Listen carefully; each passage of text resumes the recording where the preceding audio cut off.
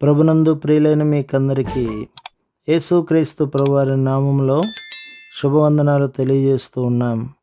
ఎడారిలో సెలయేర్లు అనే దిన ధ్యానం కొరకై స్వాగతం. ఆగస్టు 5. నా కృప నీకు చాలును. కొరింథీయులకు రాసిన 2వ పత్రిక 12వ అధ్యాయం 9వ వచనం. చాలా బాధాకరమైన విచారకరమైన పరిస్థితులలో దేవుడు మా చిన్న కొడుకుని ఈ లోకంలో నుండి తీసుకున్నాడు. ఆ పసివాడి దేహాన్ని సమాధి చేసి ఇంటికి వచ్చిన తర్వాత మా సంఘస్థులకు శ్రమల అంతరార్థం ఏమిటన్న విషయం గురించి బోధించడం నా కర్తవ్యం అనిపించింది. రాబోయే ఆదివారం ప్రసంగానికి ఏర్పాటు చేసిన అంశం కూడా అదే అయ్యేసరికి ఇది నాకు మా సంఘస్థులకు ప్రభు ఇవ్వబోతున్న సందేశం అని అర్థమైంది.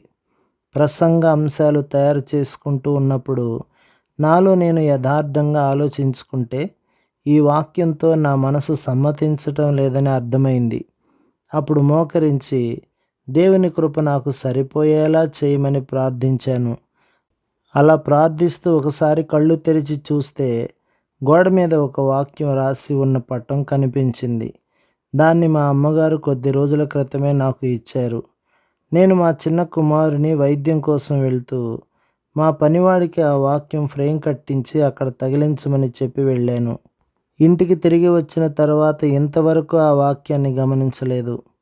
నా కళ్ళు నములుకొని దాన్ని తేరిపార చూసేసరికి ఆ వాక్యం స్పష్టంగా కనిపించింది.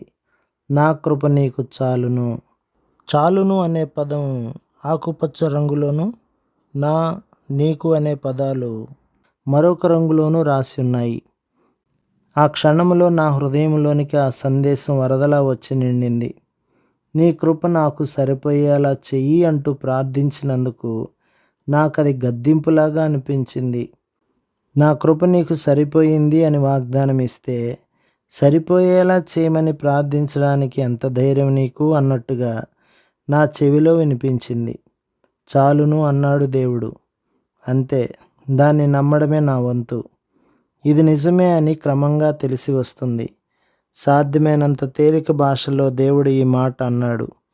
నా కృప నీకు చాలు అనగా గతంలో సరిపోయింది లేక ముందు సరిపోతుంది అనలేదుగా. నా, నీకు చాలును అనే మాటలు ఆ క్షణం నుండి నా హృదయం మీద చెరగని శిలాక్షరాలైనాయి.